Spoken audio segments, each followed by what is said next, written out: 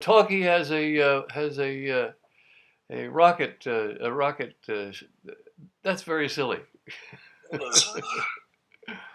You're looking good and healthy. Thank you. Good. It I hasn't. went, The picture I went hasn't. for a long bike ride yesterday. That's nice. Your picture hasn't frozen yet. Okay. Yeah. There you are. Contrast is a little funny with this bright spot of sun. Uh-huh. Well, it looks fine from here. Okay. Can you see me? You see me? Yes, you do. I see you. Yeah, exactly. I'm on the boat. I can turn this a little way, but it's got the various things plugged in so you can see the world. I also got a Mac Mini over here, which is not as useful as I thought, but it's hanging in. When it shows video, it goes out of sync, which is very annoying. I thought I'd be editing video on it, but since it goes out of sync, that's useless. I see. Yeah. I've never seen the Mac Mini. Well, they came in various sizes. It's gotten kind of bigger, and it's a full capability Mac, but with not a lot of memory. I see. Yeah. And you can hook it up to a monitor, or I can actually, without the monitor, I can actually hook it up from my MacBook Air. Oh. Yeah. So it's sort of like hitches a ride on the MacBook Air's monitor and stuff. Yeah, but the thing is, I have to reset the screen so it's a small screen on the Mac Mini, because otherwise the little MacBook Air is trying to squish the huge screen down onto its tiny face. I see. Yeah. Apple keeps changing things. I bought a big desktop Mac 2 years ago, and it was a huge disappointment. It couldn't be used as a monitor, and it was very annoying, and I don't like it at all. And I need to get rid of it. Would you like it? Well, I have a Mac. That's true. Well, it would take it's a big thing on your desk, so if you don't have the space for it, you don't want it. It's like it might be like a car, you know. Yeah. I'm trying to find somebody who'll pay me for it, and you can't get much for it. It's like a car. The value goes way down as soon as you drive it out of the showroom. Yeah. Well, so previously the Talky froze right away, and it hasn't frozen yet. That's great.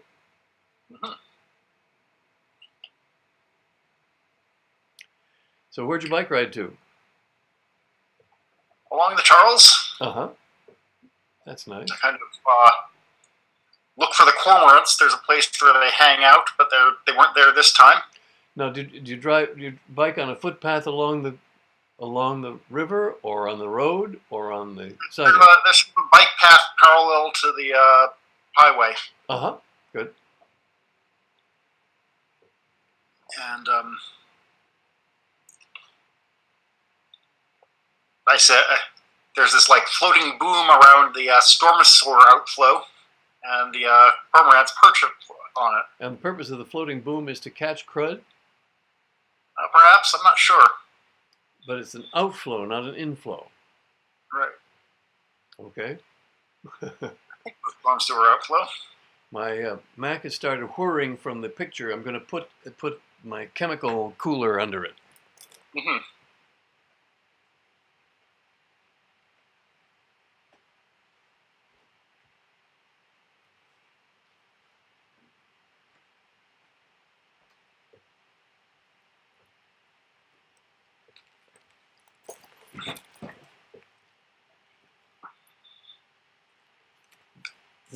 The MacBook is underpowered for video.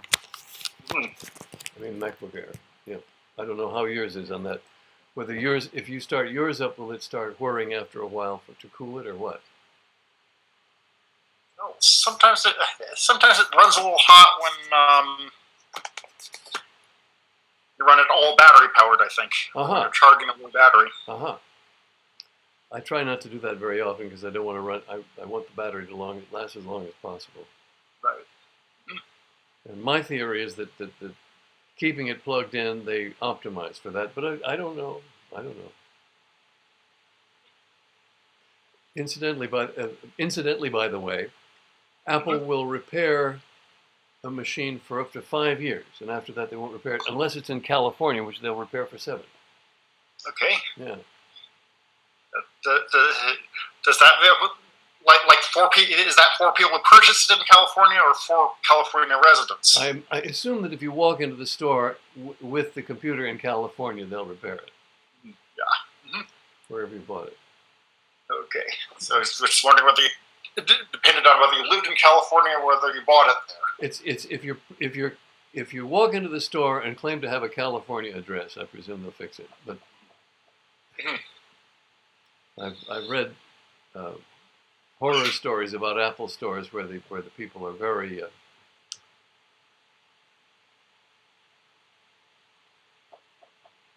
mean to the clients. In other words, if they don't like somebody, they mess up his machine. If they do like somebody, you know. I haven't seen that. Well, I haven't done anything at an Apple store except buy a machine once. Right. The atmosphere keeps changing a great deal, so Apple keeps changing. The atmosphere used to be more dignified and the people more less creepy. But they get of course minimum wage. So for very smart people to get getting minimum wage is a very awkward situation.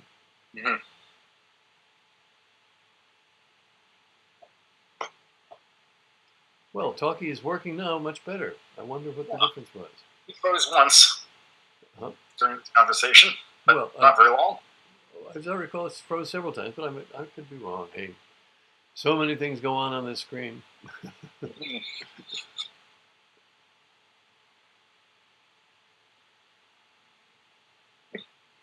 Would you like to see my stock certificates from Knock and Stone? Oh, yes.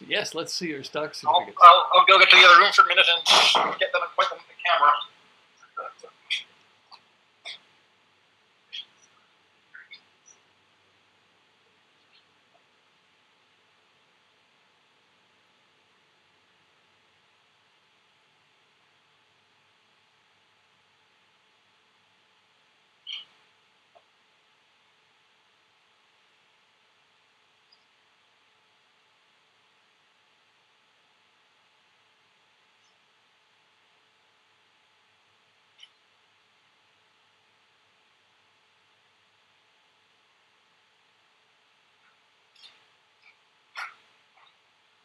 Okay, so. By the way, he pronounced it. It was pronounced Nahum. Oh, okay. All right. So. He was your great grandfather, yeah. Yeah. So here it is in an ammunition case. So that would be a World War I ammunition case, I suppose. Could be. And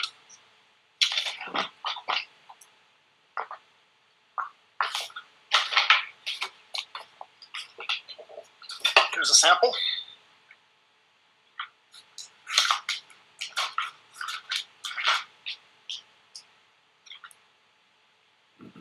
Consolidated Manganese Company. Can't see it. Hold it up higher. Consolidated Manganese Company. Capital stock. Oh boy, look at that. And this is a bundle, several of them with consecutive serial numbers. Dated April 20th, 1920. Wow. Well, it's interesting. The London taxi cabs are, I believe, made by Manganese Holdings Incorporated. I wonder if there's any relationship. Okay.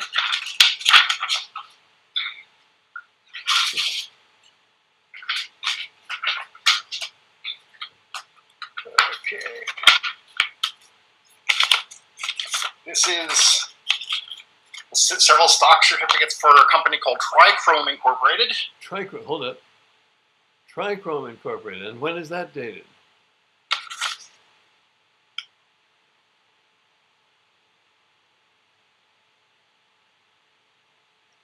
It's got somebody else's name. We might not be able to redeem this if it were with anything. 1946.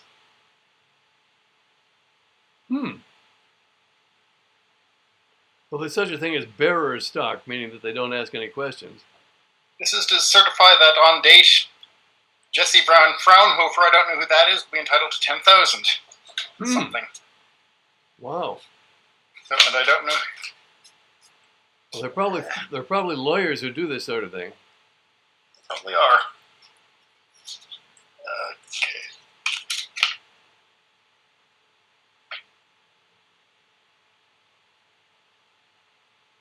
I wonder if there's any law about their becoming obsolete after a certain date. There shouldn't be, but you never know.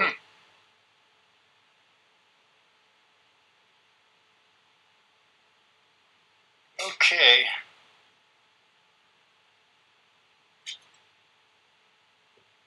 And a letter to Joe saying,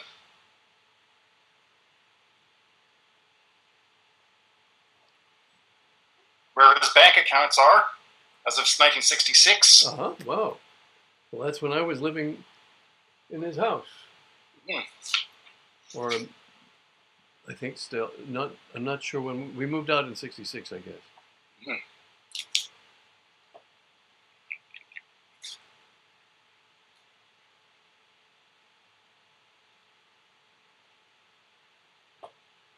Let's see the letter. Okay. Handwritten. Oh my. Signed by whom?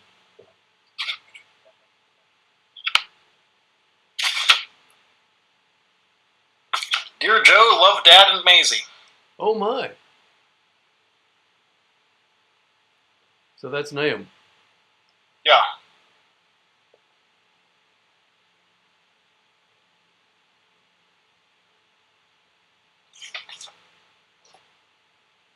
So you have a stock certificate from the 1920 and from 1966. Wow.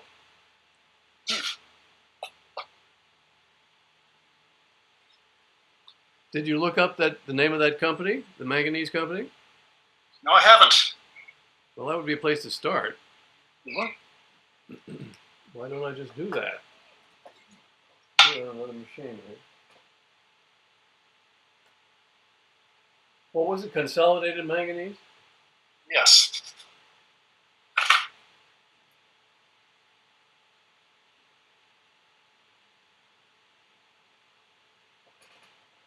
Here's a stock certificate for it on eBay.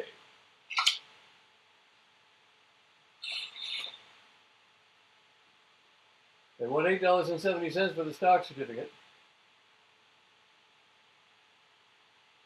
What'd you say? They're selling a stock certificate for it on eBay for $8.70. Okay.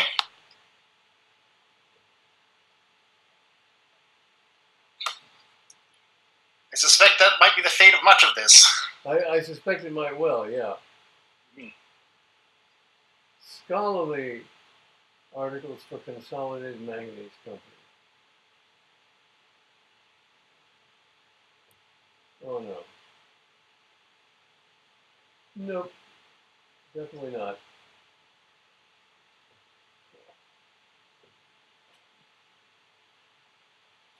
Oh well. How many shares did you have of it? I don't know. I haven't. Well, what does it say on it? I haven't unpacked everything. Oh, I see. So, how come you to be doing this now? Well, it kind of occurred to me because I was visiting my mother and I remembered that she had it in her attic from the previous visit. I see. And I've got basically this much stuff in the ammunition case. Aha. Wow. And I don't know what everything is. I've only looked at a few things. Right. I imagine there's no directory of companies that have gone bust. It's probably the number is far too large. Mm-hmm.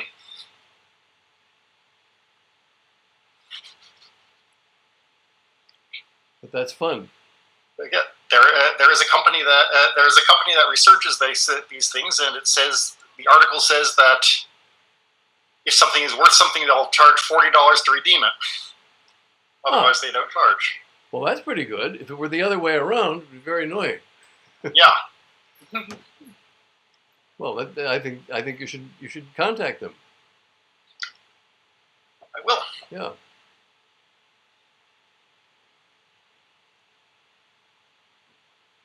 Cool. And you're going through that ammunition case slowly, I take it. Yeah. Yeah. I've only looked at 2 or 3 things in it, and there's more like it. Yep. Wow. Interesting. Consolidated manganese. Well, and it is history, interesting. whatever else it is. What, Eric? Piece of history, whatever else it is. Exactly. Well, there are pieces of history all over. Mm-hmm. Some more interesting than others.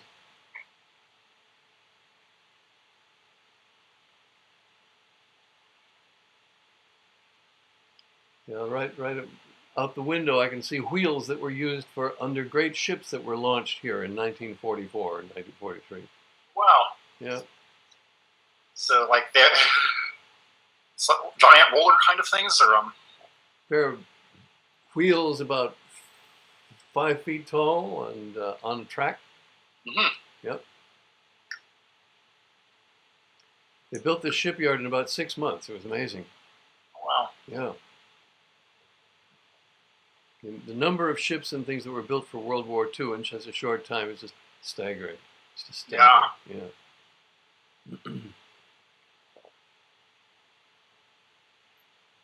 We saw a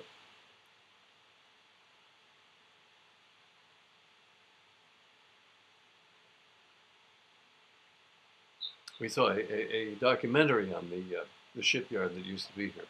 It was called Marin Ship. Mm-hmm. And it was about a quarter of a mile down this coast.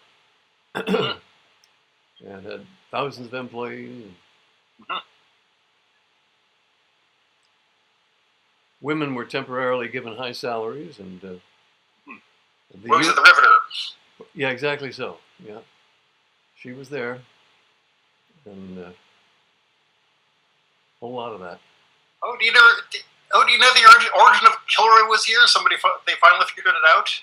Well, what I read most recently when I looked it up was there was actually an inspector named Kilroy of something. Mm-hmm. Is that your finding? Yes. Somebody who worked at a shipyard and had the system of marking things with chalk marks to see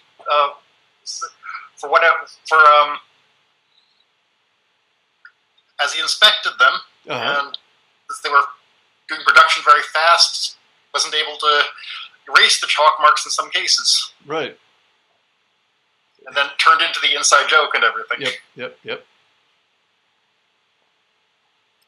They put up those signs. A lot of people arriving at beachheads would find Kilroy was here signs put there by the CBs or whatever.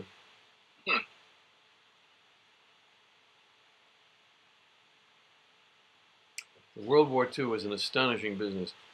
Lauren and I were just watching a movie called The Longest Day, which is about D-Day.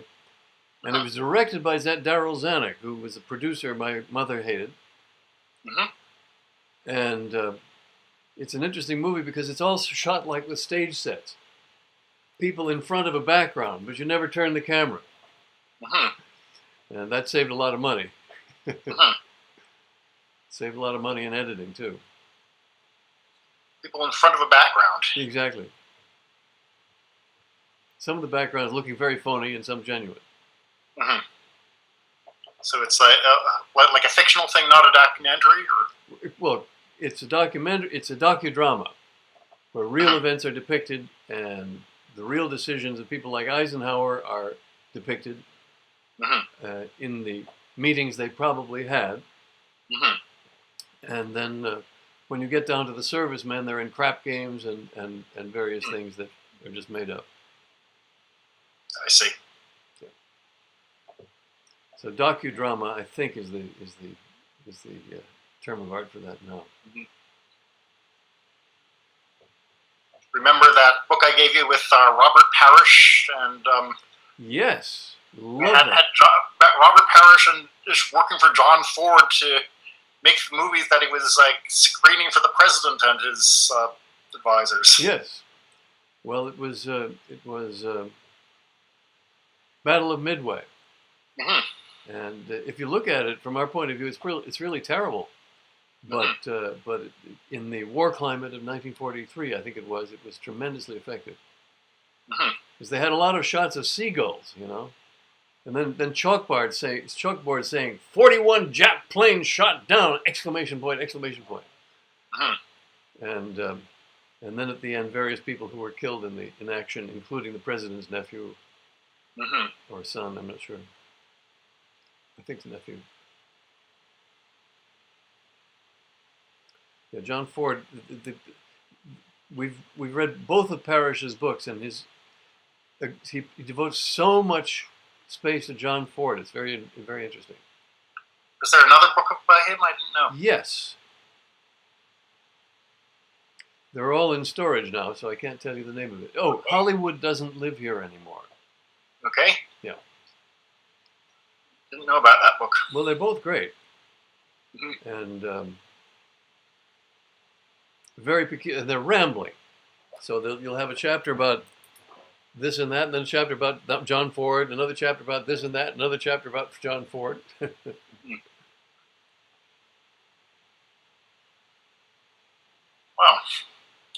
So another Robert Parrish book I didn't know. Yes. Well, I'd gift it to you, but it wouldn't be easy. Okay. You could send for it on Amazon. It's quite good. Do you use Amazon? Yes, I do. Yeah, it's addictive. One thing I often do is if you've got a jar of pennies, you can take them to Coinstar and it'll automatically count them. Yep. And you can either get cash, in which case there's a surcharge, or you can avoid the surcharge by getting an Amazon gift certificate instead. Yeah, very clever. Very clever. So probably Amazon pays the 5% to Coinstar or something.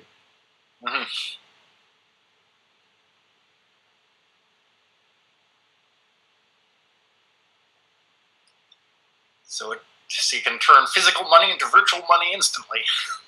Well, you could say it's virtual money, I suppose. Have you been watching Bitcoin lately? No, I haven't. It's up to 4,100. Marlene and I bought some shares when it was, I think, 250. And Lauren and I bought more shares last year, so we're riding it. We're letting it ride. I hope that's going to save us financially.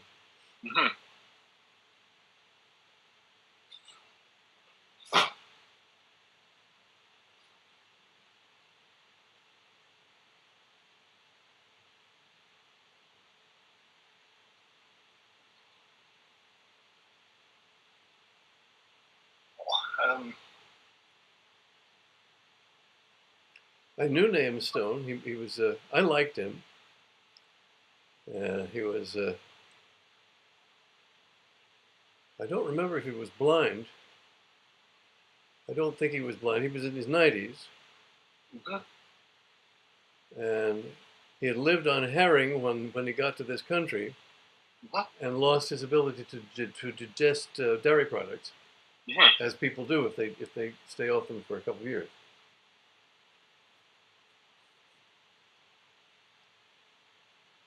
And he'd been some sort of advisor to President Roosevelt. Wow. Yeah. We should look him up. I will. Well, I can do it over here.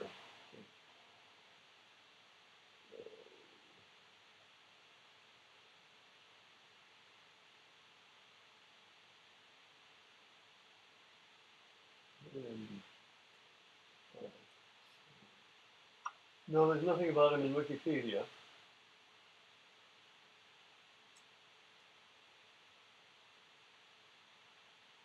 I think I just noticed something funny in the video in the side of the monitor. I think I'm seeing a time delay in my image.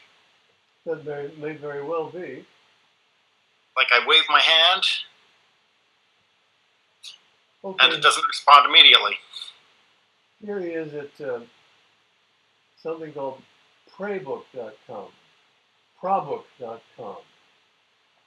Nahum Isaac Stone, economist, statistician.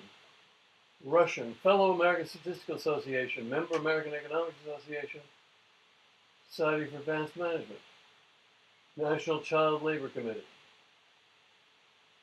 And where are you reading this? From something called Prabook, Prabook.com.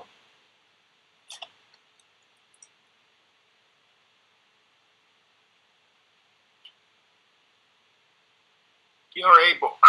Well, if you just Google Nehemiah Stone, it's there.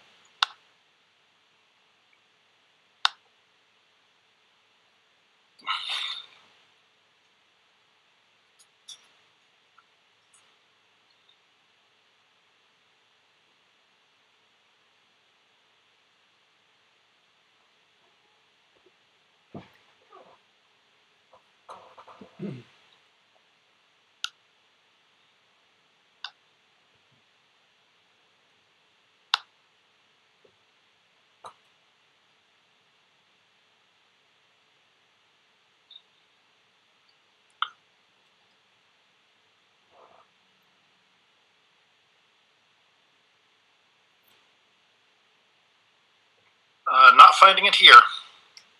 Okay. But PRA book is Prabook.com.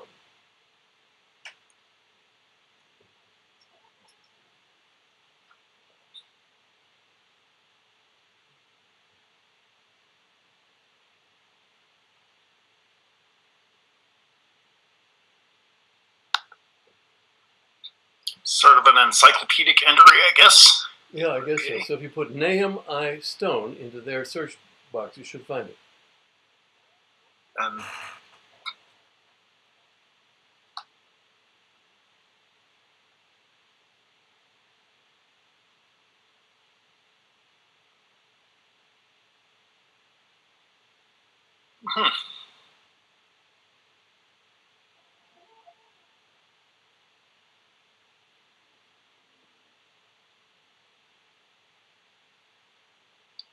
okay.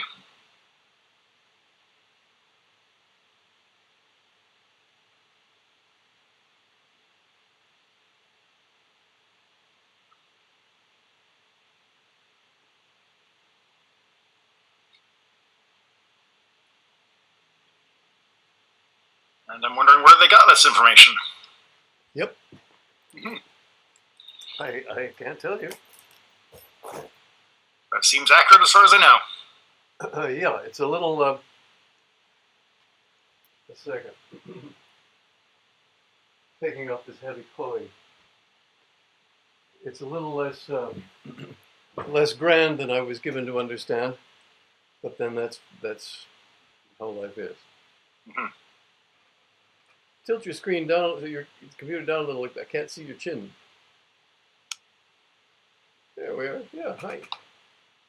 I was like looking at that other page, so I was away from not paying attention to my camera view for a minute. Now you've tilted it so I can only. I'm mostly seeing the ceiling again. That's better. Good. There we are. Very, very good. Yes. So I'm trying to finish a video while Lauren is gone, and I'm very upset if the Mac Mini doesn't synchronize video properly. That's a pain in the ass.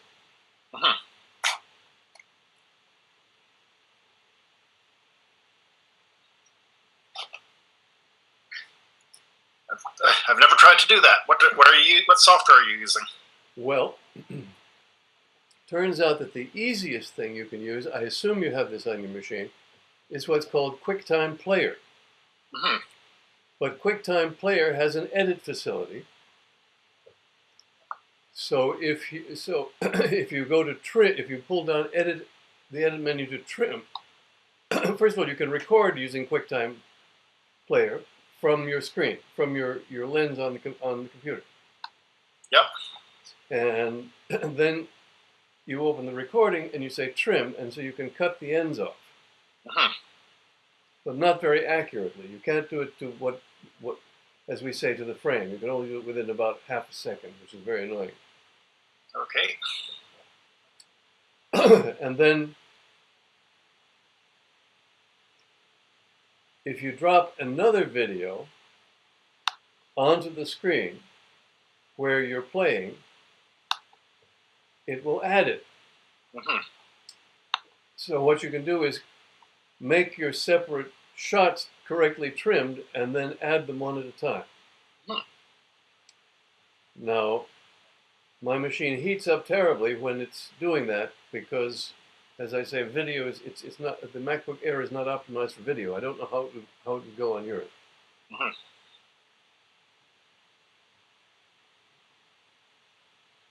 Never tried it. So what else does it come with? There's also something called iMovie that comes with the Mac. Do you know anything about that? Yes, in my opinion, it's the most horrible piece of software I have ever used. I've never actually looked at it. I just know that it's something that's on here. It really, really stinks. Okay. That is simply my humble opinion. Okay.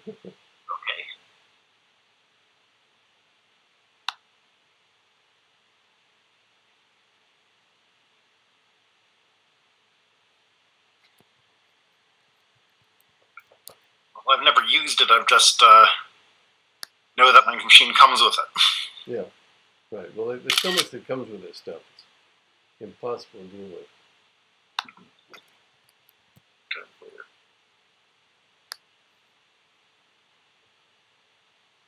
You're telling me that QuickTime Player has some recording and editing functionality. Right. I did not know that. Well, if you open it up, why don't you open it up right now? Yep. So if you go to File, I think you'll find Record Video. So it'll either record from the camera or it will record the screen. Mm-hmm. And it's hard to find, but so if it just records the screen, there'll be no audio, but there's a little dingus on there, and again, I'm referring to my version, I don't know about your version, but you can pull down and it will also record from the microphone while you're looking at the screen. So right now I'm trying to record our conversation using the built-in microphone as well as the screen capture.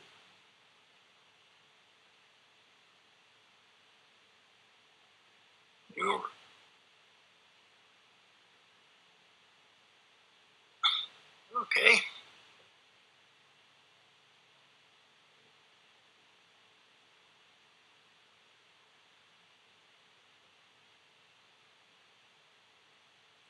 Well,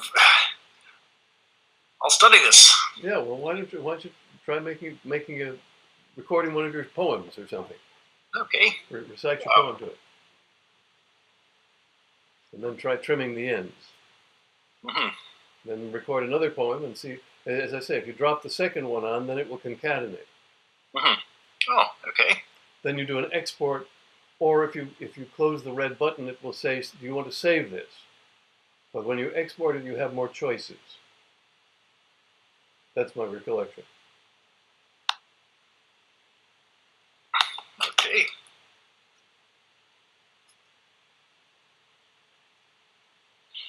Okay. That's programs for video editing. The Pardon? top last 5. What'd you say, Eric?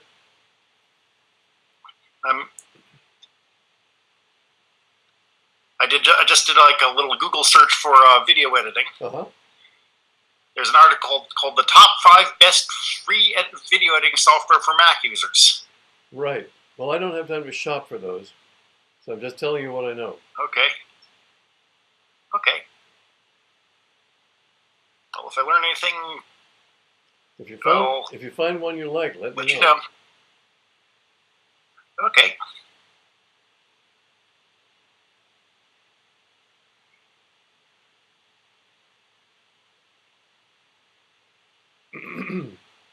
Vitamux. Hmm? What, Eric? There's a video editor called Avidimux, which is a funny name. Avidimux? AVID? Yeah. They're probably trying to make it sound like the Avid. Yeah. You could get free versions of Avid and of DaVinci Resolve. The only problem is the learning curve on them is so steep. I downloaded DaVinci Resolve and couldn't make anything up, make head or tail of it.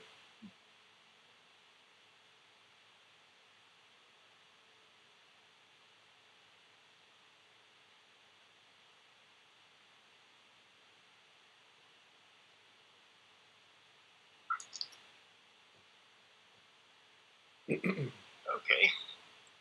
Well, something to study. Okay. Well, I am going to get back to work. Okay. I'm delighted to have seen as much of you. It's a Yep. lot better. It's a lot better than just talking on the phone. And I'm glad that Talky has not let us down this time. Okay. Yeah.